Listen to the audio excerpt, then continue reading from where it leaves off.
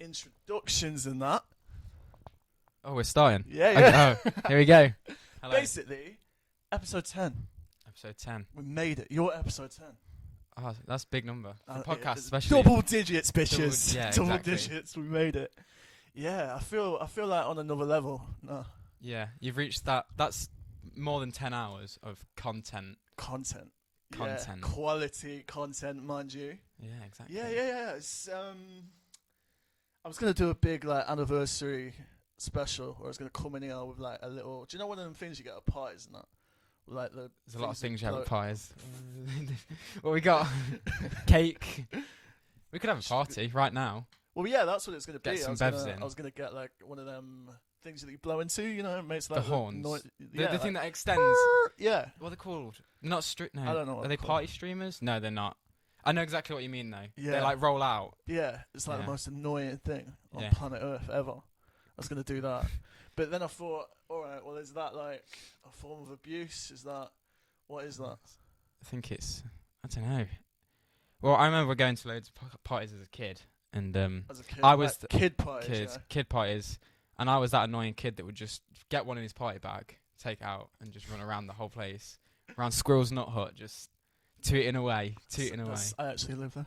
Squirrel's Nut Hut. Yeah. What a place. Love it. So, ladies and gentlemen, Joe Langley, Hello. aka X in. it's X in. X in. See, I was doing it the EXIN. EXIN. I've Is had that it, not what to it be is, fair, we have a XN? lot of. 'Cause to be I fair, that's have a lot cooler. of sort of people say ex.in, which doesn't have a very good ring to it. Nah, a bit it's of a like mouthful. code that. Yeah, ex.in. Yeah. I've had. What else have I had? X.in, which is a bit better than ex.in. That's sweet. Yeah, it sounds more but like a rapper. X.in, but it's just Xing. Yeah, Alright, it's so that one word. for people that don't know you, Yeah. I mean, you've been from what I've seen, on your socials and that, you're pretty active and pretty on it. Yeah, Especially since you're 17. I thought you were older. No, I am. I'm only 17. Pretty active on my socials. At the moment, to be fair, I took a bit of a break. I took a break. God, October, November for a good Yeah. few weeks, which is quite a lot for me because I'm usually on it every day. Yeah. But yeah, yeah. So I I'm pretty suppose active. what I would like to do in this podcast, right, is sort of Do I some like digging. to get inside people's heads a little bit. Oh, I've got a lot of things going on in my head, so Not in a weird way. yeah. Not like I'm trying to Psych me invade out your or anything, consciousness, like telepathy or whatever. But yeah, I like knowing, because I'm a creative person myself. I'm essentially at my core very, very socially awkward. Right. So Fair enough. You do a podcast. Yeah, so- yeah. It's well, please talk to me, because Yeah. I'd never come up to someone like you at the street. You got your Why's that? nose piercing. Do I look a bit funny? Yeah. Well, no, Yeah. you don't. You look cool, man. Oh, thanks. Thank And you. I like your music, like I said. So it's sort of, yeah. I want to get inside. I want to know where you're coming from, really. Where I'm coming from, with just everything. What is the mind of Joe Langley? The mind of Joe Langley. EX.IN. It's a funny one, complicated one. Where to start? I don't know. Music-wise, I think I'll start on this note. The mind of Joe Langley, music-wise, was Yeah. I'm just going to do it. I think I can make better music than... Not better music. This is the story that I tell people when they say, why did you start making music? And I'm not going to name names because there's a good mate. He made a song, right? And some people were raving about it. And I was like, I tell you what. Why don't you name names? I tell you, I don't want to. They're good mates. I've never told them this. I would tell them this because I'm good mates with them. Do they know who they are? Probably. I don't know. But anyway, they were making this. Anyway, Yeah, I don't want to name names. glossing over that real quick. Just there we go.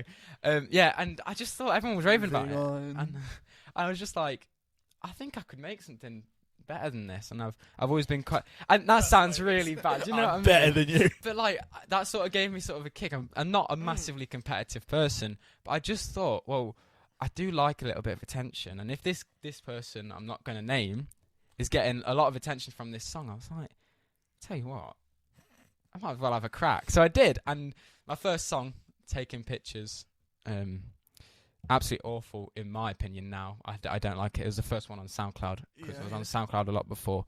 Spotify and Apple Music and all that. It was, yeah, it's a bit crap, to be fair. If I'm going to be completely honest, it was better. It was good. It got a lot of listens because it was like, oh, that kid from school's making music. Let's have a listen. You can't expect the first thing you do to be amazing. Oh no, definitely not. The first podcast that we did for Mad Truth was like my voice was broken. Like yeah, I think I listened to it. Yeah, just on the. But yeah, level. me and this guy Ruben had a. I love really Ruben. good chat. I know Ruben. You know Ruben? Yeah, Ruben. I went. He was in my film. I made a film. Oh really? He starred in it. Yeah. Yeah, awesome. Ruben's a legend. I've known Ruben for I don't know how many, maybe 5 years or something. Because I do musical theatre in my as like a hobby. Yeah. Like amateur group. What was the amateur group? Airwash Musical Society. So Do you know what? I went there for 3 weeks. That's why I recognise you. Really? That's why I recognise you. No way! Yeah, because you went there. Oi! And I I went there remember for you. like 3 weeks. Figured out that I couldn't dance. Oh yeah, it's a lot of dancing. It's very intense. I've No. done a lot of That's theatre and that. It's not my thing. It's like yeah. Well, I'm the same as you. I'm a bit of an attention whore. yeah. I do like it. I love I it, do but like I don't being like looked at, the wrong appreciated. attention. You don't want the wrong attention, The wrong do attention for me is when you're doing like cartwheels. you? Yeah. You're doing like tap dancing, trying to pretend like you're a legit tap dancer when you're just a When kid you from just- down the yeah. road. You know. Yeah, you just go to lessons every like. I'm not this Thursday. guy. I can't. Yeah. I can't live this lie anymore. But yeah, But yeah, that's it. Like I didn't know we had that connection. I tell you why I recognise you, and I didn't want to say anything because I didn't want to weird you out. Jesus Christ. Is I'm fully gonna walk out. no, you're not. I've got like, not a photographic memory as such, but when I see a face, I know a face. Like Yeah. I know I've seen that face before. I can tell you the other time where I've seen you before, Millenbrook Pub for an open mic night. No way. About 3 years ago, 2 years ago. Oi! I just remember shit like that. What? Do you remember what the song was? Because I went there. No, I like don't. 3 or 4 I times. think I had to leave because I wasn't performing. I had to leave because they kick you out at like 8:30 if you're under 18 there, the open mic nights. Yeah. So Well, I was, under 18. yeah, but he was performing. I think I don't know if they're a bit more flexible with performance. Yeah, I was, mate. When I did that, I was terrified. Yeah, I was terrified watching people up there, but what's it? I recognised you because I saw you there. But yeah, I've had that for my whole life, just being able to sort of see somebody Yeah, once and be able to sort of pinpoint it. Like for example, somebody that Ruben will know because he goes to my drama group. His cousins were my next door neighbour, but I didn't know this. My old next door neighbour, this Yeah. is, and he came to my next door neighbour's 18th party when I was maybe 10 years old. 3 years later, 2 years later, or something. I might have been 9 actually. It was a long time ago. About 4 years after that, I joined Emus, and I recognise you. I know it. I know where you're from. So That's an interesting thing then. So Yeah. how does the whole? Because what you like, I listen to a lot of different kinds of music. Yeah. yeah, And to me, like what you do isn't particularly like theatrical. It's like it's No. not like, do you know Ghost? Oh, they're a band. no. Yeah, I've not got a very wide metal knowledge of sort of. music. To be But fair, that's sort of like, it's not like doom metal or whatever. Where Yeah. It's like really heavy. It's like sort of fun and campy and a little bit. right? A sort of it's like a fun time, you know. But it's got that element of theatre to it. Oh, right. What you do, it sort of reminds me of a lot of sort of indie rock and that I go to when that stoned me Yeah, gravitates towards like an irritating moth to a Yeah. flame, you know. yeah. And you just And yeah, so it reminds me of a lot of like that kind of King Cruel a lot. I've not heard of King Cruel. This You is what I haven't, mean. mate, My King music knowledge He is released. awful. Oh, It's you need, dreadful. mate. I'll teach you. You need to learn. Just send me a list, and But I'm always open so for it. interesting So. because for the amount, I wouldn't think that because you are like actually really talented.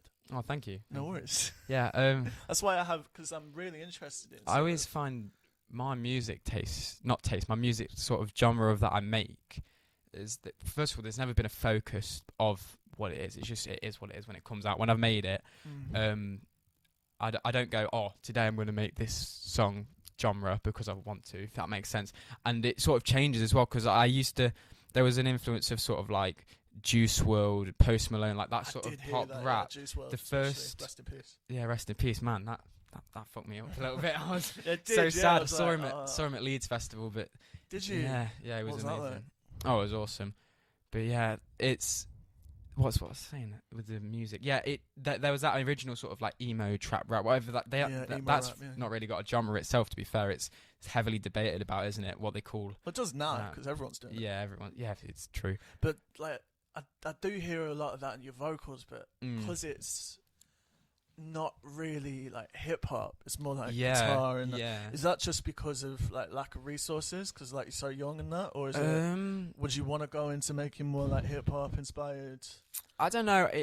I'm not. I love listening to hip hop. Yeah, sort of like Juice WRLD. Like I've started listening to like more mainstream or like underground or that emo rap. Bit of both. To be fair. So will you go back and listen to like, I don't know, like a Kendrick? Well, I'm wearing a t-shirt today. Hopefully, I'm wearing a t-shirt. This is Soft Heart. Soft Heart. He's don't know exactly. He's tiny. He's some American guy. You're just repping him. Yeah, I'm just repping him all the time. If people are listening who follow me on Instagram, follow me on Instagram, ex.in, but it's said X in. That's why, because I plug myself as ex.in because that's how it's spelled out. But yeah, I'm always posting his songs in my stories. I love him so much. Like, he's top tier artist in my opinion. So what kind of things is hip hop? He's almost, his newer stuff is kind of similar to mine, but it's got a bit more of a hip hoppy vibe rather than.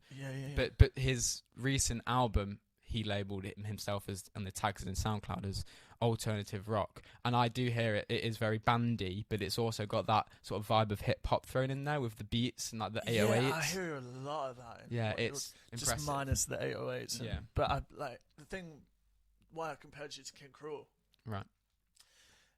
And you should go and listen to King Cruel because he's amazing. And everyone should if you don't listen. He released a music video recently where it's like it's amazing. You just got to see it. You've got to see it. It's just I watched it the other night. I was sort of going because a lot of this podcast is sort of about sort of mental health and creativity and how it relates to. So I was off on one the last sort of week or so. Yeah. So it's like I saw that music video and it was like 4 a.m. because I couldn't sleep. I saw it. I was like, I am motivated now. Yeah, it's one of them that sort of brings like, you up a little bit and gets you. That's the thing about that art and creativity is like it sort of inspires you to get out of. So you were talking about working at Macca's and like So to me, I've never done that kind of thing because I'm a bit lazy. I've been working since 13 because I started doing my paper round at 13. So I've always wanted to work and it'd be amazing if like music was a job, but it isn't. Not yet, well, fingers crossed, maybe one day. But I've always wanted to work. That's the thing. I've always had that motivation to work because as like is that why you're so the opposite to opposite? Sorry. Is that why you're so like active creating stuff all the time? I just love it, and it's also a hobby. And getting onto the mental health side of things, my music is such a expression for me personally. Like it's such a good way to sort of get everything out without. Elaborate on that a little bit? Oh, definitely. So if you listen to a lot of my lyrics, a lot of my first songs that are on SoundCloud, which I don't recommend anybody listens to, just putting that one out there. Don't listen to them. If you're going to listen to any. The new album that's coming out in a couple of months is the one. Released an album? Yeah, independent album, which is a big sort of thing. I've got most of the songs done for that. But yeah, what was I saying? A lot of my original songs, the lyrics in them were very... They weren't riddly lyrics. They were very just... What it says on the paper is just conscious.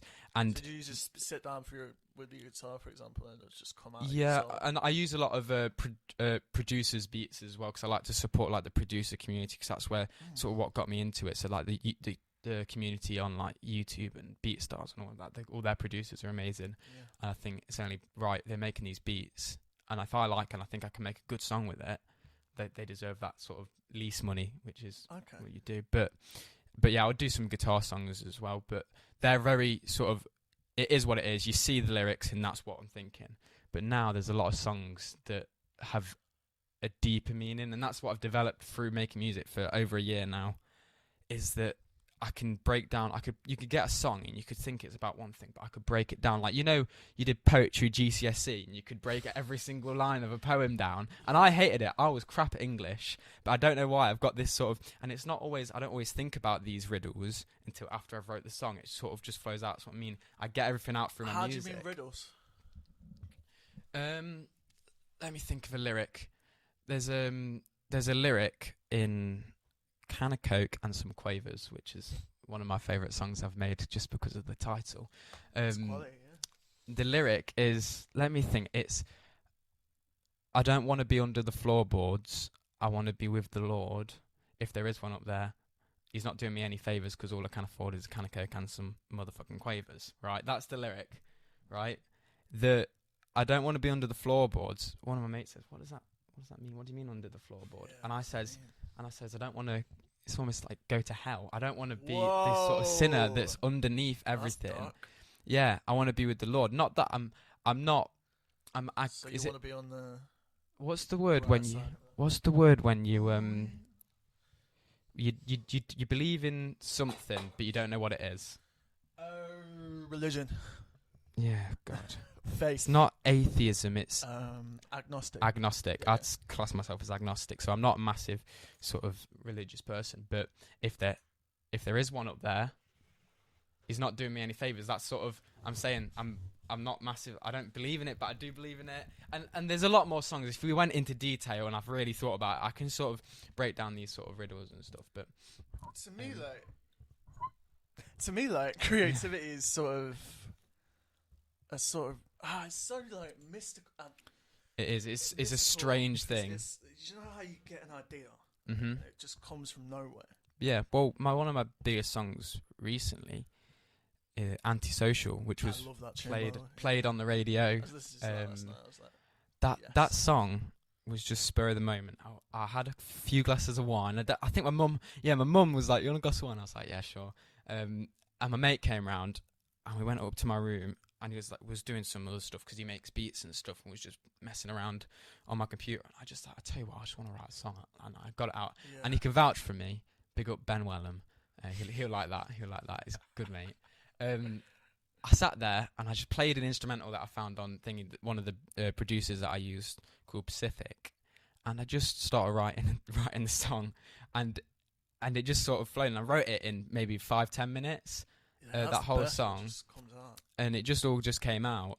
And then it did take me a while to record because I've never recorded. That was the first sort of song which is very heavy and sort of like the drums and the guitar rather than like. Yeah, it was. You were talking about that more of a. That was more like a straightforward rock song to me. Yeah. Yeah. It's that, but I Like really. alternative rock. Call it. Yeah, alternative rock. It was very just sort of flowed, and a lot of my songs I have written quite fast. And people say, "You're rushing that." I'm like, no, it's just how I do it. It's just how I do it. It just sort of comes to me, and. So would you like iron it out more and make it more like specific? And Oh yeah, definitely. in So the album. What's the album called? Do you have a title? Yet? I don't know. I was thinking about doing the sort of artist thing where the debut album is the name of the artist, and that is excellent. is very suiting because of what my name means, which I can go into. What does it mean? This has been a big secret for a long time. I've put it on exclusive. So it's very exclusive. Only a few people know, and Luxury I put it on my exclusive. Put it on my Instagram story, right? But only about. See what I mean when I was talking about how I like attention? Yeah. It's like yes. But yeah, it was. I put it on my Instagram story and what it meant and stuff, and maybe a couple of hundred people saw it. And this was back when I was getting like a couple of thousand views on my story. It's dead now. Screw Instagram. They fucked me over. Massive. We don't like Instagram anymore. Rewind to literally 5 minutes ago. It's like I post on Instagram all the time. I It's do. my favourite thing. But still, Instagram They've just messed everyone over in the past couple of years. Listen, But people, get off Instagram. yeah, Climb a tree. yeah. Go out into the world. Swim in the lake. You know, Right. Climb a mountain. Do whatever you need. make Get a into nature. campfire, all that. Make a campfire. But right, do you want to whatever know what you it? need to Do you want to know what it means? Mate, I would like nothing more So, in I'm this gonna- world than to know what it means. I'm going to go into a bit of detail about it because Please do. on the surface, and this is what I think about creativity, is on the surface it can mean one thing, and below it's got a story. So on the surface, I've been told, when I've told somebody about it, I remember when I made my name, I told one of my friends that's not my friend anymore. Obviously, not going to name names, but they said to me that the name romanticizes, which is sort of like makes it cool to be this thing, right? And basically, what Exin means, it's an abbreviation for the Latin word of depression. Whoa. So, and I can't exactly remember what it is, and that's a bit sad because I can't remember how to pronounce the full word. It's like examinus indigius or something. I don't know, but that's what it means, right? Maybe that's what you should call the album then. Yeah, maybe the full Latin name, Yeah. or it might just be the abbreviation of Exin. What was it again? Do you remember? Oh, I don't know. If you got Google on there, I can I get it haven't up on my read into phone. it, yeah. Get it up on my phone, and you can see if you can pronounce it because I know I can't.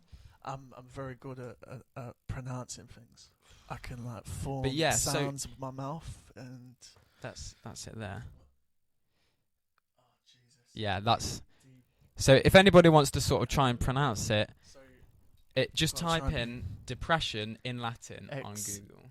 X and shit. It's a tricky word. I'll just embarrass myself. I know the second word is insidimus. That's cool, yeah. But yeah, anyway, so That's deep. it is deep, and it gets deep when I talk about it, right? So I've always struggled with sort of like depression, anxiety, and other things, just mental health in general, which is when you approached me for this podcast and told me about it, I was like, I'm more than happy to talk about that sort of stuff on here. But when I made it, I was very sort of not open about my mental health. Now I am. I'm more open about it. I think everybody should be open about the mental health. 100%. And they need to, even if it's not open, this is very open about mental health, talking on it on a podcast. Yeah, that's the idea. But is what I want this thing to be. Essentially, is sort of like a forum where people can talk about and relate to things as well. and relate to, because I think my story essentially is who I am as a person, especially in the last sort of since you last saw me, Yeah, like 3 years ago or whatever. A lot's happened in that time, man. Yeah. And it's sort of using this platform that I've got to, like you're using the platform that you've music. got to, and we'll get into that with the name as well. So to speak your truth, So exactly, speak your mad truth. Sort of, mad truth, yeah. But yeah, it is that. It's sort of the line between creativity and madness. And, there's and very sort of, fine line. I think it is, and it's like spectrum. Everyone's a little bit crazy. Yeah, definitely everyone's a bit crazy. I feel Some like, more than others. Because I can say that I'm 19 and so what? Are you still in college or not? Apprenticeship. So I do an apprenticeship. So yeah, so I feel like people, especially in our age group, like are struggling with a lot of things. Oh yeah, definitely. This generation as well. It's. I don't know whether it's because it's more talked about or it is more common. I don't know if it's a bit of both. Strange times, man. Definitely strange times. But like I was saying, I think everyone should be more open, and that's when I made that name, Exin. I was not very open about it at all. Sort of stereotypical sort of guy. Just saying, I'm not a lad's lad at all. You probably can tell, but I just sort of kept it all in. Never really talked about it. Didn't think anyone cared. Didn't think that it was as bad as it was. Sort of said, just man up a little bit. Just get on with it. And which is a big thing nowadays. Man up. You can't really say that because everyone can struggle.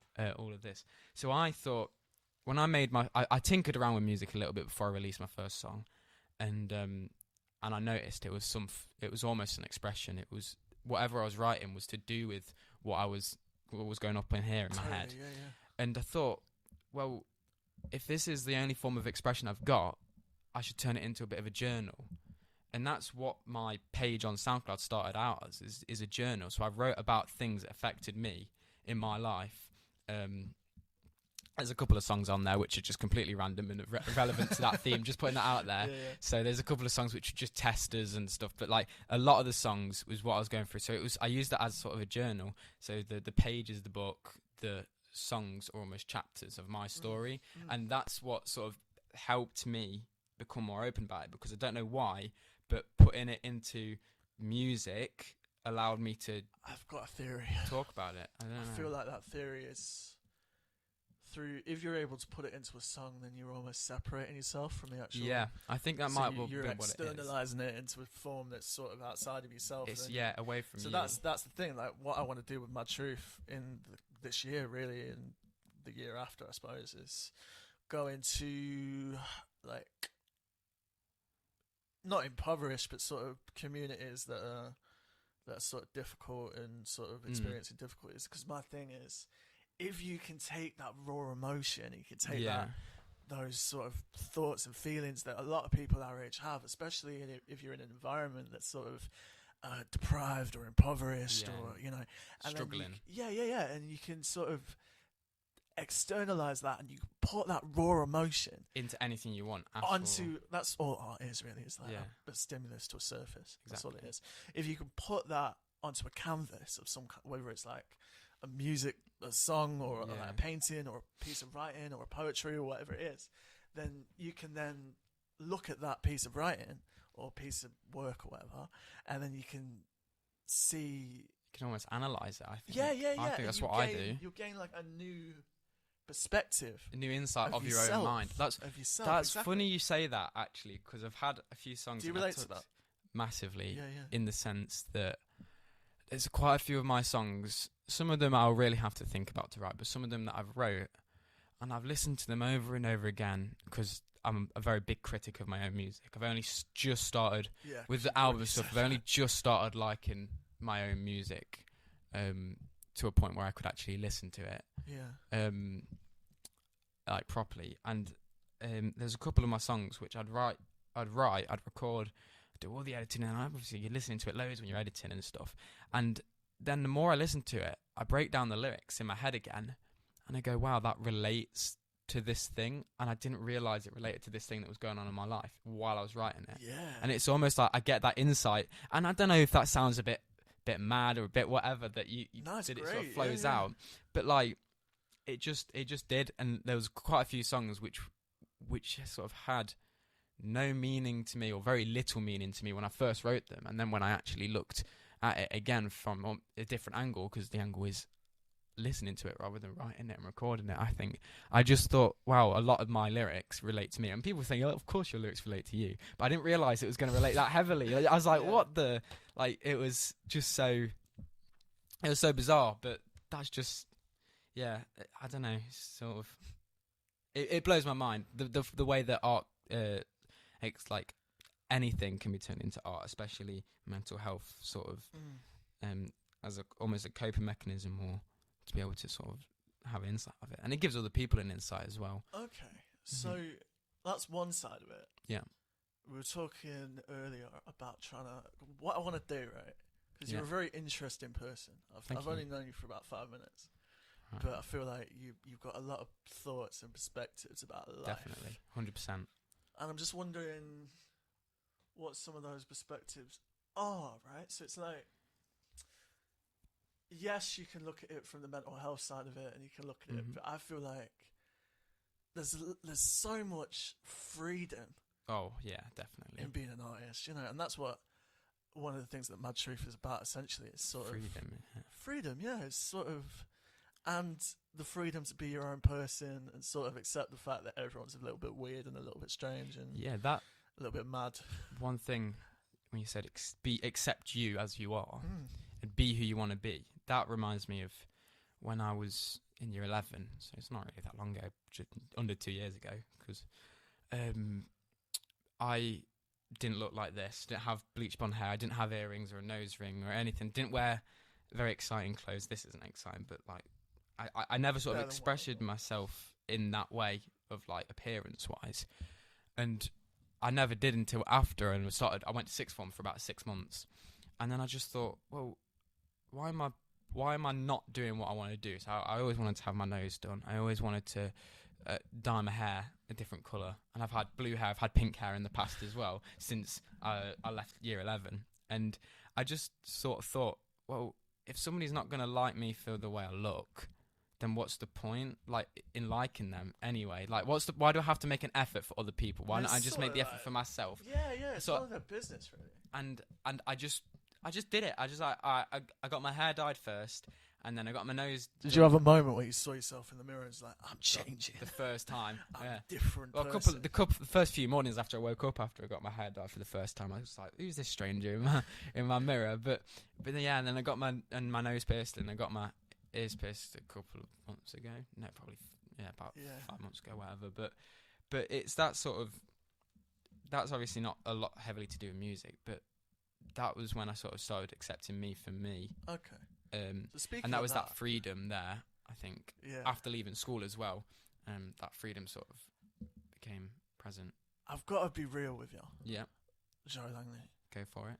because a lot of the times when I do this thing, I'm sort of in a state where I have 1,000,003 different ideas going around in my head. Right. And I'll go, all right, which is the best idea? Yeah. Like, what do I do to make this like podcast like engaging and interesting so people listen to it, and also like you're having a fun time, and like everything's sort of so. I've just been thinking about aliens for the last 5 minutes. Right, should we talk about aliens then? Please, yeah. I don't know why I'm thinking about aliens. Okay. But I'm obsessed. I'm a bit of a I would not say I'm a conspiracy theorist, but I am not afraid to think about possibilities. Yes. So, first of all, I believe. Have you ever seen an alien? No, I've seen a ghost though. Tell me about that. Should we go for ghosts? We go for supernatural. Is aliens, ghosts? Let's go for ghosts and aliens because we're clearly on drugs. Okay, of course, yeah. We just got back from work. Mate, got back from work. I've been up for 3 days. I can't sleep still. I'm still Oh, like bless this you. mad insomniac. Yeah, no, I just got back from work. I can confirm that I am not on any illegal substances. No. Actually, I've drank a lot of coffee, and I think the amount of caffeine that I've intook today definitely should be illegal. Intravenously. Yeah. Oh, through a needle. Oh, God. It's outside. I nearly stepped on it. For fuck's sake, Joe. Jesus. Oh, dear. Man. Oh, dear. But yeah, Ghost. The first time, not the first, but it's the first and only time I've seen a ghost. Yeah. That's a fucking good song. Soft Heart song. First time I met a ghost. Yeah. Plug that. Good song. I've got to listen to it. It sounds decent. But yeah, I didn't meet this ghost, but I saw this ghost. So I have a friend who is Egyptian. His name is Kareem. It's one of my best mates. Okay. And another friend called Emily. It was us three at Kareem's house. Kareem's parents live in Egypt, so he has this full 4-bedroom house to himself the entire year. He goes to a uni in Kent, and he comes back every other weekend or whatever to see his lot. And it was just us three at their house, at his house, and we were watching a film, and it wasn't a horror. Before anyone says, "Oh, if you're watching a horror movie, your brain's gonna play tricks on you," I think it was a comedy of some sort, and I was completely sober, not had a drink, not had anything, and we're sitting in the living room, and the living room is set out. So if you're sitting on this, it's a big corner sofa. If you're sitting on this sofa and you're looking towards the door, was it a particularly spooky sofa? No, not at all. It's very It was boring. just It's a- quite a just new a house, to be normal fair. sofa. He lives on the same street as me, so it's quite a new house, maybe 20 years old, not even. And I was looking, and if you from the sofa, if you look at the doorway, you can see just the inside of the kitchen, and then the hallway that sort of disappears Yeah, to and then the gates to hell. stairs. Yeah, and I was sitting there, and them two were sitting next to me, and I knew there was no one in the house because anybody who has a key to that house is in Africa. So, so I was like, I know that there's someone in the house, and Mum, yeah, I've got locked out. yeah, it's like, Can you can come you get a back? flight? Can you come back from Egypt? Yeah, Thank you. and so I was sat there, and I saw this figure. And I remember he was wearing jeans and a brown sweatshirt, like just a brown sweatshirt. And I didn't see a face, didn't see a head, but I saw the arm and the hand and the legs walk past the out of the kitchen, down the corridor towards the stairs. And the first thing I said to Kareem, Kareem, there's someone in your fucking house, because I thought somebody must have broke in, because I was so sure that there was somebody walked past there. So I was shitting it. So me and Kareem, Emily was stressing out. Me and Kareem get up, and we were walking about the house, ready to throw hands. I'm actually physically shaking right now. Yeah, we didn't find anything, but I sort of the rest of that night had some sort of weird, sort of on edge feeling the whole night. Wow. But we checked all of the rooms. We checked all the doors and the windows were all locked and closed, and there was nobody in the house. Like, yeah. And I was just so confused about that. And that was the only time I've ever had sort of a paranormal experience. I've had a few. Do you want to hear about it? can I just finish Of course. this? I'm so because sorry. no, it's all right. I don't mean to interrupt. No, it's all right because I'm still doing it. I want to make it creepier. I need to stop. I want to make it creepier. Right, make it creepier. Go on. So that house, it's not old at all. I just want to. That's sort. I want to put it in there because I believe that if you've got an old house, someone's going to die in it at some point. Aren't they? There's going to be a ghost. It's just like contractually obliged. And you've got to die. And it's not new. But Kareem has told me many times that he has weird experience in that house. Now, obviously, I've never seen it. And he said he's been asleep before, and he's woken up, and he's almost paralyzed. And people say this is sleep paralysis, but he was paralyzed out of fear. But he hadn't had anything to fear, almost. And his bedroom door opened and slammed closed, and then opened again. I was like, when he told me that, I was like, bro, there's something wrong with this house. And then one time, somebody stayed round, and they heard, when like one of your family members walks up the stairs, and it's a person walking up the stairs. Yes. It's not just creaking.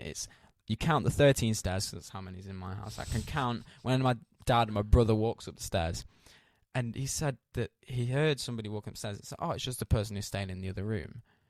And then they come out of the ensuite bathroom, and that only other person in the house was in the ensuite bathroom right next to him, and somebody's just walked up the stairs, but there's nobody in the damn house. Oh my god! So it's like, I don't know how to describe it, but yeah, spooky. I'm too scared to do any sort of like Ouija board or anything like that. I'm not. Yeah, well, I don't believe in it, but just in case, I don't want to summon any demons or anything. So, but yeah, tell me about. I want to hear your paranormal. There's like energy and vibes, right? So I'm like, yeah. In one respect, I'm like, I don't. If someone's like you've just told me that story, and I'm very appreciative that you would be so real about something so spooky, and so terrifying to you. Yeah. And I could see I enjoyed it though. You enjoyed it. No, I enjoyed the fact that I saw what I believe to be a ghost. Yes. Because I've got this sort of weird thing. Is I want to meet a ghost. I want to say hello. I want that insight, because if ghosts are real, I want that insight of what's it like to be a ghost. What's going on there? Death, life after death. That's another big thing. I just want to know. I want the answers. So I was very sort of. I was shitting it at the time, but afterwards now I was you're like, come back. That's sick. You've seen a ghost. Yeah. You win. I win at life. But, or afterlife. Afterlife. Yeah. I'm going to hell. It was same to be fair, mate. Same. Yeah, my family's weird, right? And I'm a weird human being, right? Because there's loads of my great grandmother was sort of a very mystical woman. And then there's sort of this history in my family, like fortune telling and like gypsies and sort of that kind of thing. That's sort of like it's like card reads and stuff like tarot that. Cards and sort of paganism and all that. So it's very spooky. And when I was a little kid, I would have sort of these weird sort of dreams and visions and premonitions from like another plane or whatever. And I just remember being really, really young, and it was maybe I always used to get this feeling around autumn, around Halloween, which is sort of in spooky the whole time. It's like, and the reason for that is in like the old school times, it was sort of the gap between the spirit world and the world of the living, sort of the veil that separates the two sort of blurs and dissipates a little bit, and then they're sort of open. The spirits can sort of walk through and do a little dance on the ceiling or whatever, right? So I always used to get this feeling around Halloween. It wasn't anything like concrete or like specific, like physical that I could feel. But it was just sort of odd. It was off. Yeah, it was the vibe of it was a little bit weird, and I always used to see like this creature, right? Expand. This, like, man creature. It's sort of just a silhouette. Where out and about. I saw him at the top of the stairs once, which was fucking terrifying. Yeah, I can imagine. I saw it. I was in a car. I looked behind me, and there's this dude just there. But it's like this black silhouette. Yeah. But you could see like the outline of like, he looked like he was out of like New York from the 40s or something. He was like, he had this sort of fedora, sort of thing. And So like a New York gangster type. Sort of, almost. yeah. It was like, why is the 6-year-old me being haunted by a New York gangster? Yeah, it's a bit weird. What did I do? I haven't snitched on anyone. You're not I'm 6. snitching. Go Snitches away. get- But yeah, it's like, I always used to see this dude, and I don't know where he went. Is he not sort of showing himself? Nah, because Recently. I've grown up. Isn't it? Maybe your mind. There's that thing, isn't there, about children see ghosts more than Kids See Ghosts. they can see ghosts. I love that album, by the way. What's my favourite what albums? Who's that by? Kids See Ghosts. Can See Ghosts. Kids See Oh, Ghosts. I thought Kids See Ghosts. I didn't know that was an album. Did you not listen to it? No, who's it by? Kanye. No, I don't listen to Kanye. That's one of the. What's wrong with you? You I don't just listen to don't. anything good. Yeah, man, I don't listen to a lot. So I say my music taste. This is like, if you can come knowledge up with is not- like the amazing shit that you've come up with already when you listen to like 2 artists. Right. Yeah, I literally. What are you gonna do when you're like Well, that's broadening your horizons a little bit? It's surprising, actually. I know we was talking about ghosts, but we can sort of separate from that now because this has sort of brought up a topic in my mind that sort of think's quite interesting. Is you know how you get Spotify Wrapped or Apple Music got that Apple Music replay now, and you see how many minutes of music you listen to. At the moment, it's quite a lot. This just 2019 is quite a lot. I listened to music quite a lot. Before that, 2018, a bit less, but still like a reasonable amount of music. The year before that, 45 minutes. 45. I listened to 45 minutes of music in 2017. I didn't listen to music. I was not a all of my friends. You probably spend more time making music than listening to it. Yeah, and back then I wasn't making music, but the fact you know from like year 7 onwards, you walk to school and you put your headphones and you listen to music. Yeah. I never had an interest in it. Never had an interest in listening to music. If it was on the radio, I'd know the banging top of the pops and all that. At the time, that's all I listened to when it was on the radio. Yeah. But I never properly started listening to music until I just one day was like, oh, I might as well give this shit a try. While everyone's raving about music it. Thing. And now I think music's like the best thing that's obviously like ever happened to me because it's made me who I am and it's allowed me to do a lot of things. Yeah, a lot of opportunities, like, but also it's just it brings everyone together. It's given me a lot of opportunities personally, and it's just one of them things. But like it surprised me, and it surprises a lot of people when I say that I'd not started listening to music until I was about 15, 16. So Really? I think that's surprising for a lot of people. Mad. I listened to like when I was younger, I used to listen to Queen a lot in my mum's car because that's the only CD she had, and obviously I'm not going to complain about that. I love Queen. Queen's amazing. So, but like I would never go out my way. I would like to see you do like your own version of like Bohemian Rhapsody. Bohemian Rhapsody, that's a difficult song. Difficult song. But you know what I mean, like something sort of really epic. Yeah, I'd love to do like really go for an epic song. I want to. Because I feel like with your production style and your sort of style of making things, yeah, if you could do something that was a little bit like dark and a little bit edgy, but out there, yeah, like expansive and sort of massive, and yeah, that would be sick. Like Bohemian Rhapsody, it's everything mashed into it's one, but in life. perfect harmony, isn't it? Yeah. It's amazing. But yeah, with the trying new things sort of thing, I've my music. I'm trying to put this into words. You know, when your mind just goes blank. That's just me right there. My music is sort of always just trying new things, and it's the development of it is when I first started to now. There's such a massive difference because I was just trying new things, and I was just getting better at it, and I was learning from my own mistakes, and that's what. Also, linking back to the mental health side of things is that my name and my page on SoundCloud originally started as a journal. And them songs weren't as good or weren't as strong. And then I learnt from my mistakes, not only in music, but in life. And it just sort of developed almost into a better thing. And like, I'm not 100% perfect now at all, not one bit. But I'm better than I was a while ago.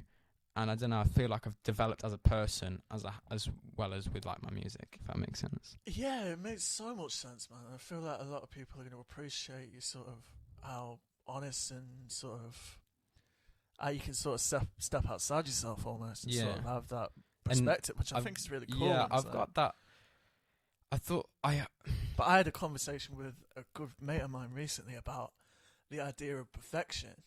Because I'm someone that's like, if I do a podcast, for example, yeah, and it's sort of to me, like to everyone else in the universe, it'll be like fine. Yeah, And they'll I'm the same enjoy with it everything and with have my a good music. time. But if I'll do it, I'll be like, this little thing's off, like That, this yeah, little, yeah. and it will drive me literally insane. So Well- I'm very. I had this. One of my earliest memories, right, is sort of being in this traffic jam Right. when I was a little kid on the motorway and just looking on for miles and miles and miles, and it's just cars Cars and forever. cars. Right? Yeah. And it was at night, so it's dark, and it's just all these car lights, right? It's going on for miles, and I was livid. I was like actually He's mad. fucking enraged.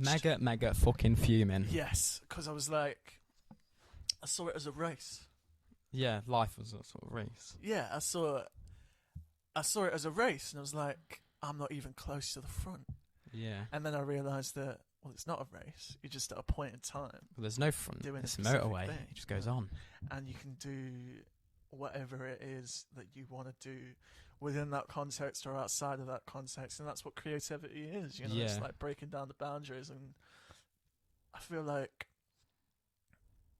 you can put yourself in a box. You know, Yeah. I feel like you've obviously what you talked about changing your appearance and sort of going into your music and that. Yeah. You were a certain type of person. Definitely. Yeah. You've developed into this kind of a person. Probably in a year's time, you'll be a whole different type of Oh person. yeah, it's so mad. Like a year ago, I thought, oh, I found myself. I found found it. myself. I This- found who I want to be. I found who I am. That's another. But at the it's same ancient Greek, thing- right? It's like eureka. Yeah. I found it. I thought I found myself, and I never thought I found myself completely. But I look back a year ago, and this was when I first started changing my appearance and stuff. It was with like hair, and I got my nose pierced. But I look back on it now, I'm like, I'm such a different person. Yeah. Like, completely different. My life's changed so much since then, especially with like, with mental health and also with like what I do for like work and stuff. And it just time is such a weird thing. How you can like sort of develop so much Yeah. in that time. Like a year ago, when I was like 12, a year ago to me was like nothing. I was like a day. Like I just I think I sneezed too hard, and I grew up by about 6 years because I still think I'm like a child. That's actually how puberty works, kids. Yeah, you sneeze too hard. Sneeze. You know the people that are in like you're 13 years old and they've got a full beard, like Ruben. Yeah. I think he just sneezed too hard pre-puberty and he just became a man. I really hope he listens to this. I really do. Yeah. Oh god. Shout out to Ruben. Big up. Much love. But yeah, it's one of them things that you can change so much as a person in such.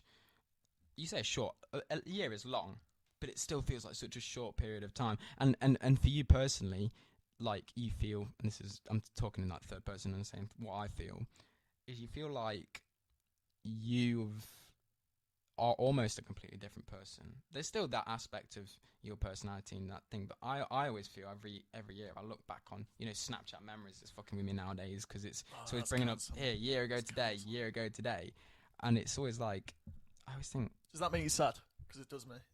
A little bit. Sometimes it makes me sad, sometimes it makes me happy, but sometimes it pisses me off because I'm like, if I was in that situation, like I'd be at a gig and then I remember like at what I was doing at that gig or anything, it'd be any situation. I've got a picture of on my Snapchat memories, and I'd go, if I was in that situation now, But I'd you do will it see yourself as like a little child. doing like gum fingers and be like, what? Yeah, like idiot, skank into like a What song you- that you don't skank to or whatever. You know what I mean? Like, but I always envision myself in that situation now. Who I go, is the stranger? I wouldn't do that. I'd do something else, and that's such a broad statement. But it makes sense to me. Like I would have done something completely different, or said things completely different. Not that I can remember what I said. I can't remember what I said like 5 minutes ago, but I can remember you from 3 years ago. So It's a one bit of mad, them. isn't it? It's like, yeah, it's weird how it's sort of it melts away, but it stays with you. Yeah, And that's the thing with memory and sort of, I mean, I feel like you think you know something. yeah, That's always the thing, especially with my mental health, right? So Yeah. I'm someone that's always trying to like analyze things and sort of, I'm really I don't want to say like self-aware, but self-aware. I Do you know. what I mean? I know Do you know exactly do what I'm you talking mean. about? So There's a lot of people that are very not they're very not self-aware, and they just self-analytical. they just go with the flow too much to the point where they're it's almost instinct. Everything they say and do is instinct. This is what I see it as, and I get what you mean by if you're very self-aware, you very analyze everything you do, and it's just I don't know. But I feel like there's a certain amount of that that's good and healthy. Oh yeah, always. Will do you so much, but if you overdo it and you sort of that's when it becomes analyzing a problem. so that's what I'm like, right? Yeah. And I'll have this sort of revelation sometimes and be like, this is it, this is the one, this is everything that and I'll be overwhelmed and sort of get this feeling of intense sort of gratitude for and you're talking about like atheism and agnosticism, and I feel like if you're just a human being in the world, then you're sort of struck all the time by this sense of just awe and thankfulness of being alive, you know. And as somebody that's, you know, had suicidal tendencies and sort of done all that fun stuff, you know, it's not fun. Get some help if you need it. But, you know, it's the beauty and the sort of poetry, and that's what Look Up was about with Reuben, you know, sort of seeing the beauty and the poetry of everything. If you could just take your head out of your own arse for 1 minute and sort of look around at how amazing it is to be alive, to be existing, you know. Yeah. So, to a certain extent, being self-analytical is good, but if you get into the point where it's like, this is it, I found the revelation, this is it, and then a couple of weeks later, it goes deeper, and deeper, and you deeper. just keep finding out things about yourself, or and anything. That's the thing with me, that's the existential crisis I'm having at the minute, man. It's like I don't know how deep it goes, and I'm like, that's what I'm gonna link it back to music here. What you just said, please do. But the way that you explain that it's really deep, innit? It's deep, but it links so heavily with my music. I always find I'll make a song, and it's what I say. Oh, this is my best song. This is it. This is the one. And it'll get like some listens, and loads of people be like, "Oh, that was really good. That's really good." But then 2 weeks later, I make another song, and I think it's better than the one I just made. And I don't know how, because 2 weeks ago I thought that was the best song I was ever gonna make, and it just got deeper and deeper from there. And if in 1 year what I do when I can't sleep at night, sometimes I just go onto my SoundCloud and I'll listen to every single song I've ever fucking made. And that's about 6 hours of content, something ridiculous like that in music. I'd listen to them, but I'd listen in segments. It'll start from the bottom, which is the oldest song, and I'll go up and up and up and up. And I see these sort of eureka moments in the music. It's like the quality has changed so much there. The lyricism has changed so much there, like in quality. And I just think that at the moment I'm trying to release music that is my best. It's better than the last. Yeah. But if I've done that in a year, and the people that have listened to my first ever song and then my recent stuff, they can see the massive difference there. If that's in a year, in 2 years, 3 years, and I keep that pace up, and which the pace isn't that fast, but if I keep that pace up, what is my music going to sound like? What production quality is it going to be? What opportunities are there going to be from that? Exactly. Like emo, indie, Bohemian Rhapsody. Yes, that's the goal. That's the main goal. Nah, mate, I feel like it's always them eureka moments. I think this is the. Do you think is that what you're looking for? Right? Do you go into the creative process, into writing a song, being like, it's always after. It's always after. Yeah, I'm never like. So it sounds like your process of making things is very like organic, and you don't really. There's no. I'm like that a lot. It's like we just sit down and do this podcast. It's just like. Shit about whatever. You know? It's not very structured the way I make music. Either there's like, you know how some YouTubers, right? And I've not watched a YouTuber in a long time because I've just got so much more better things to do. But they say, "Oh, I have this schedule," and it's like, and I wake up at 9 in the morning. I'll record a video for 3 hours, and then I'll edit for 4 hours, and I'll do this and I'll do that, and it's like a full-time job, right? Because it is their full-time job. Totally, but YouTube video creation should be, I think, is like any art form. It's creative. It's a creative thing to do. Yeah. And like my music is creative, but I don't treat it. Obviously, I've not got the time to treat it like a full-time job, but I don't structure it as heavily. And I guess it depends on who you are as a person and how you need to structure things and stuff. But if I want to write a song, I'll fucking write a song. I'll sit down. It could be like 2 in the morning, 3 in the morning, and I'll just go put my headphones on, listen to the instrumental that I've got, and I'll just write a song.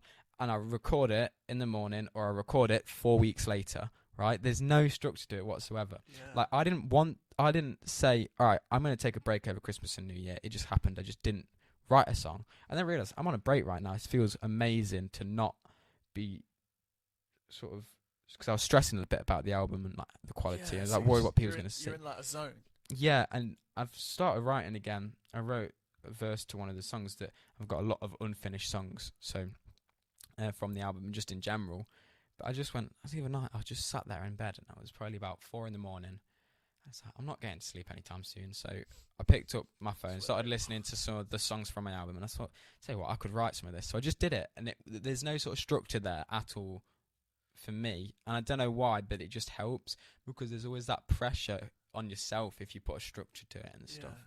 Like, I know to a certain extent you need the structure, don't you? But no boundaries and having no gives you that sense of freedom. Yeah, definitely, and I think it also helps. That's so interesting, man. Because for some people, like the whole disciplined approach and sort of being methodical about it, and sort of like the YouTuber analogy, you know, being so meticulous about every little detail and having it all scheduled out. And for me, for somebody like me whose mind is quite chaotic and sort of a little bit sporadic and a little bit all over the place, then writing lists especially is like really helpful for me. Yeah, definitely. But if I can, I'm similar to you in a way, but it's sort of when I'm sitting down to create something, it's sort of it just comes out organically and freely. And it's I suppose it's like different people have different ways of doing things and like different approaches. Definitely, it's all about how your mind works. I think is a big thing with anything creative. It's how your mind works. In your mind, you think you're controlling it, but it's controlling you, and it makes you think you're controlling it. If your mind wants to do something a certain way, it will do it. Totally, yeah. Like, and my mind works in that sort of way with music, and there's other things where it'll work completely differently. So this is the genius of this podcast, right? Because you see how we've come full circle. Yeah. We're talking about how your mind works at the start. Yeah. Now we're back. Gosh, wow, full circle. It's like life, isn't it? Right, it just goes and comes that's around. The thing, like, things melt away and things change, but you always, that's the weird thing, like you always come back to the same point. Yeah. Well, it's like that thing. That whatever that force is that's like the creative. It's like that Bear Grylls. Bear Grylls? Right. No, hear me out. No. We're having this philosophical debate. And then you're saying like, it's a full circle. And yes, I'm talking about the mind. Yes. Is if you are lost, right? Yeah. The last point. So say if you figured out you were lost at this point, right? And I'm pointing at a spot at the table, right? So for everyone listening, I'm pointing at a spot at the table. You decide, all right, shit, I'm lost. I need to go find my way back to wherever I came from, or you say back to the house, back to. Let's say you're in the middle of nowhere. You're trying to find civilization, right? You start walking in one direction, right? And you can't find anything, right? You keep walking and walking and walking. 99% of the time, you go on a curve, and you'll end up right back in the same spot. Yeah, that's your mind. And then that's a true fact. That is, if you are lost and you start walking, you go in a circle. I've seen it happen. My mum got lost on some massive sort of national park thing with my auntie, and they just walked in a full circle and came back to the cafe, and we was like, you were supposed to go get the car like an hour ago, and we've been wondering where you are. And they were like, we got lost. And they didn't mean to do that. And we find my friends, like, you can track like your walks and stuff. Yeah. We saw them on that, just walked in a massive circle unintentionally. But that's like the mind, and that is the mind doing that. It's taking you back to your last known location almost. Yeah. And it's full circle. It's such a weird thing. Magic. Yeah, magic. Oi. It's helpful when the last known location was somewhere that is good. Like the cafe was my mum and auntie's last known mental location. But if your last known location is also the middle of nowhere, it's not going to help you at all, is it? That's why you've got to have these foundations, man. I mean, they're talking about if you can be a creative person but also structure your life in a way where you do have a job and you do have college or an apprenticeship and you do have other things that are going on. You're not just completely engrossed in in trying to be creative and trying to be in that other universe. You know, Definitely. that's a healthy thing, I think. Yeah. Yeah, exactly. I don't know. I just zoned out. I don't really. Were you Can't really thinking remember about what I aliens? was thinking about something else. What were you I thinking do about? that. I don't know. We've got like, I think Should we give it we can go on for like another 10 10 minutes. if we minutes? wanted to. 10 minutes. Yeah. So we've got 10 minutes. To be fair, I was thinking. Sometimes I do this. It's sort of a bad habit. I was zone out and just think about something, and it would just block all my senses except my thoughts. But it's bad. Sixth sense. It's yeah. great, but yeah, I was thinking about. We've talked a lot about. I don't know how to put it into words, but the fact we've not talked a lot about physical things. We've talked a lot about mental, and obviously it's mental health sort of theme sort of thing, but like almost like theories and in mind and all of that. We've not talked about. You've not gone. Oh, what's your dream car? What's all of this? Like, I'm not interested in that. Exactly. And I think it's much more interesting to talk about. If I had a car, it would be good. Yeah, That's yeah. like, I don't as have a far as car, it so. goes. But like, yeah, we've talked a lot about sort of almost theories and just how everything works. And like, I don't know. It was just a passing thought. And going back to, I said a second ago, I can't put it into words. One of the things that I believe is that language is not complex enough for the human mind. Even though we made language, I think there's things that you could not describe with the English language or any language to be exact. I think there's certain things that you just can't describe. That it's not broad enough. I think there's things that we can't understand because of language, which was created by our minds because we can't understand it, and we just couldn't. I don't know if that makes any sense to you, but I don't think the English language is broad enough. I see what you're saying in a certain sense. We're getting very deep here. We are in I feel like language, random things.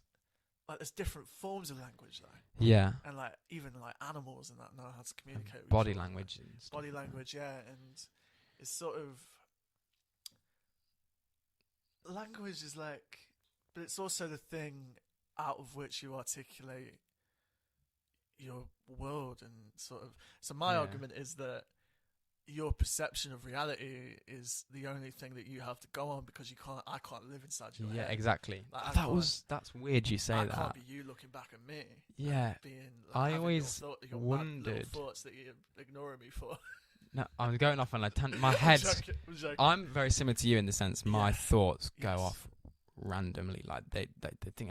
And the thing you just said sparked something in my mind. It's like I've always wondered what it would be like to see through somebody else's eyes, literally through somebody else's eyes. I want to get inside somebody's senses and know what it's like to. Because that's one thing that as humans you can't do. Yeah, very gross, disgusting.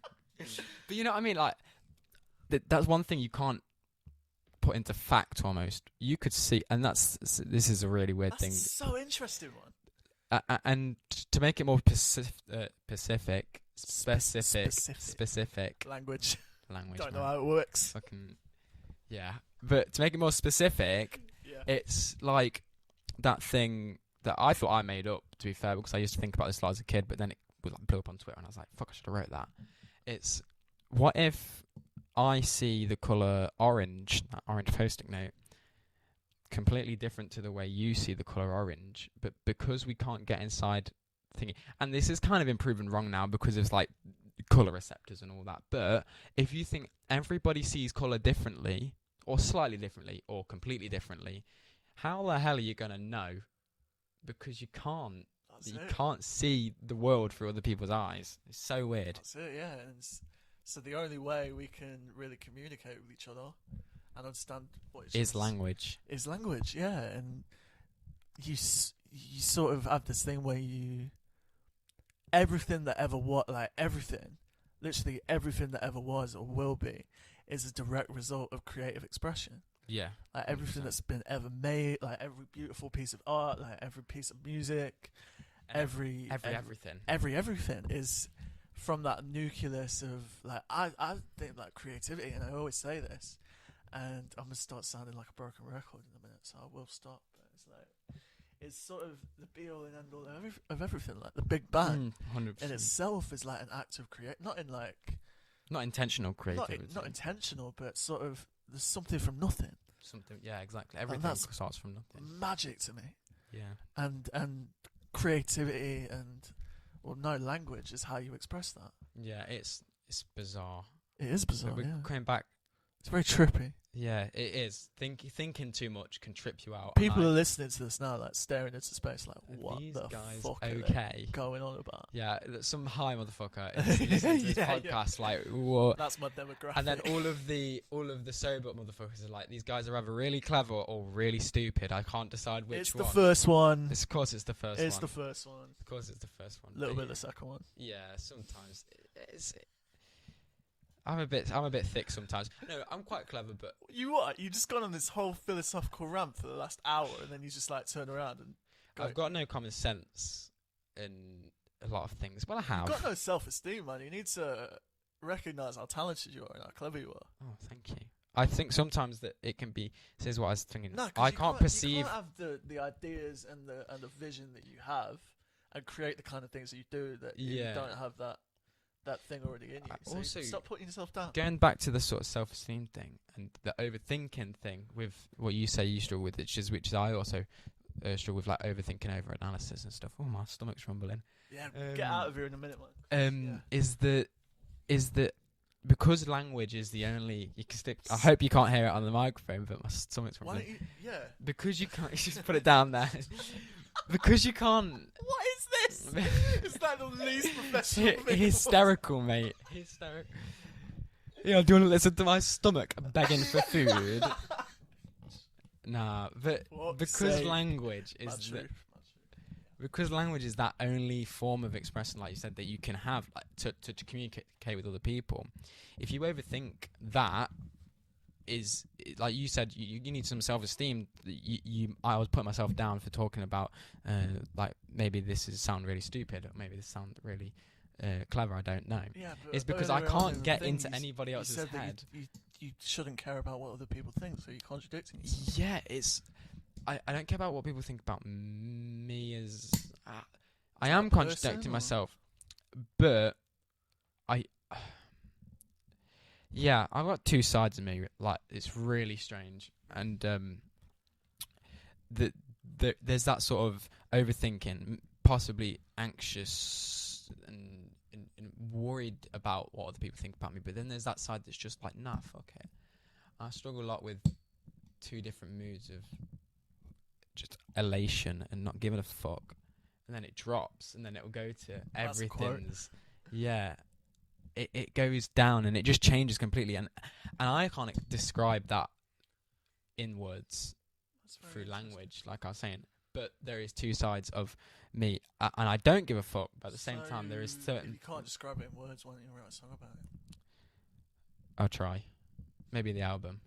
We'll get. I'm excited for this album, man. Yeah. If you want to come back on and promote it, oh hell yeah! Hell yeah! Welcome to. It's a very fascinating conversation. I really enjoy speaking to you. Is there any sort of final questions that you have for me about anything? Because I'm more than willing to answer things. Like fun facts. I can give you some fun facts. Fun facts? Yeah. I don't really have any fun facts at the minute. I can give you a fun fact about me if you want. Then. I've got an eye condition. Have you? Yeah. What is it? It's called optic disc drusen's, right? That's not a real word. It's a real thing. Optic disc drusen's. Yeah. Basically, I found that out this about a year and a half ago. I had this. I went to normal checkup, Specsavers, which is just around there. Go Specsavers, get my eyes tested. They have the eye scans now, don't they, and all that. And the lady goes, "I don't want to alarm you, but you have something on the back of your eyeball." And I was That's like, quite alarming. that is quite alarming. It's better than my optic. There we go. Spit it out. Language. Optic nerve is there. And it's on the back of my eyeball. And she was like, I was like, "What is it?" And she says, "I don't know." And when your optician says, "I don't know," you get a little bit stressed. So she was like, "All right, I'm gonna ring the hospital." And I was like, "Alright, you go sit outside and I'll call you back in a minute." And at this point, my mum's getting her eyes tested, and I'm just sitting there on my own, just like fuck. And get a phone, not phone call. She shouts me back in after about 10 minutes. I told my mum that they found something on the back of my eye, and they go, "Yeah, we don't know what it is, but they've told us to do another test, and they've figured out that it could be what I just said, optic dysdrusins, but they have no evidence of it because of it's just like a scan that shows a thing. So they said, we need you to go to hospital right now. No way. Right now. And I says, well, I've got, and at this point I was doing physio on my knee. I was like, I'm going to a physio appointment. They're just like, cancel it. Because if it's, say, a tumour or something, you can go blind So or what was whatever. It was this, and basically, optic drusins is, and after about 4 or 5 hours of sitting and getting tested, I had about 30 eye scans, just constant, like, putting eye drops in my eyes and then doing scans. They did an ultrasound on my eyeballs. Close your eyelids and they do ultrasound on your eyes. That's a lyric. And yeah, ultrasound on my eyeballs. And they said, yeah, it's a calcium deposit on the back of your eye. Yeah. And I was like, normal. all right, that's sound, right? What can we do about it? And they says, well, there's no treatment and there's no cure, but it can make you go blind. Worst case scenario, it can also give you patchy vision, like with like some blind spots, or tunnel vision over time because it will grow over time because it's a calcium deposit. Yeah. And they told me that first, and I was like, oh shit. And I was like, Cool. is there any treatments? They said, no treatment, no cure. Oh, so you just fucked. Yeah, so Oh, great. I'd be like, who's that? Is it Stevie Wonder who can't see? He can sing. Yeah, he can sing, but he That's can't the thing see. he can do. No, he can't see. He can't see. Yeah, I'd be like that guy. Be blind and make music. But I can't play the piano. Play guitar. Play guitar. Yeah. That's just pretty much just feel. Yeah, it is very much feel. But yeah. Like, you see everyone on stage. But that's my fun fact, is That's very fun. I That's could. not fun. That's tragic. No, see, the thing is, I'm worried about I was not worried one bit. My mum was stressing the fuck out. She was so stressed about it. And I said, Mum, relax. It's just my eyeballs. It's cool. As at the end of the day, like, I can't do anything about it. If they can't do anything about it, it's not like we're in America, I could do something about it, and I've not got the money to do anything about it. So you know what I mean? Like, there's nothing I can do. And they say the majority of the time, the worst case scenario usually is tunnel vision when you hit about 50, 60, maybe even older. Shit times when you're Very- 50, 60 though. Yeah, I know. It's going to be like, I've seen like, as if I'm looking through a doorway all the time. But at the same time, I don't care. I'm living my life. It's another reason that I need to live my life more, because there's that sort of thing that's holding me back. Live for the moment, kids. Exactly. Be in the moment, because you never know when your eyes are just gonna fucking trip out. Die on you. I'd rather be deaf than blind, so I was disappointed it wasn't my ears. It was You actually make my music. You're a musician. Nah, but I get scared of the dark all the It's the time. ghost. It's the ghost. It's I the wanna aliens. see. You're seeing, even though listening is a good sense to have, seeing is the best. Well, ideally, all your senses. Yeah. Look God. after your senses, kids. Yeah. Don't. What's some dumb shit you do like to ruin your senses? Drugs. Yeah. Don't do drugs. Don't Is that I your don't know, message to the fling youth? like shit in your eye. Don't throw rocks at cars. 'cause Somebody, it's- do you know when I was like, I was in like year 2 or something, dumb, like talking about eye injuries. Somebody threw one of them like whiteboards at my eye, cut my eyeball open. Oh shit. Yeah, That's painful. A lot of Wasn't nerve really. endings in there. just like stung. I think I read a fact actually that Was it a fun fact? yeah, fun fact How that fun was it? it's not that fun to be fair. It's a bit gross to be fair.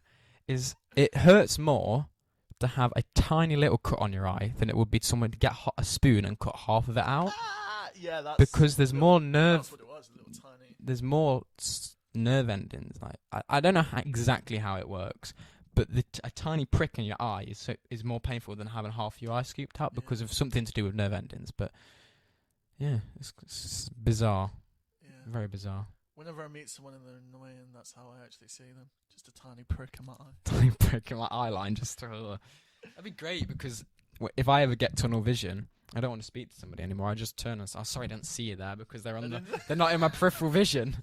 It's a superpower. Yeah. Essentially, is what it is. Superpower. It's blessing me, because you know, if I don't like somebody, I can just ignore them and have an excuse. I've got a condition. It'd be better if I was deaf, though. That's what I'm saying.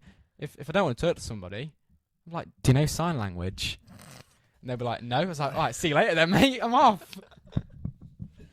Mate, honestly, it's been a pleasure talking to you. It's been a pleasure coming on. Yeah. Loved it. Anytime. Yeah, I'd love to come on again. I've got so much more to talk about. I feel Let's like. do it. Let's do it. Yeah, sweet. We'll look forward to that, people. Mm. Mad Truth Podcast, we're back, bitches. Yeah. Happy New Year. I hope everyone's good. Peace. Bye bye. Thank you again for listening. Is that it? I don't know. We're just ad-libbing now. I'm just waiting for you to say the last word.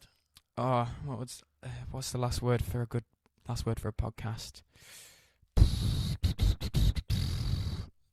Nah, that's it. We're good. Bye bye. See you later.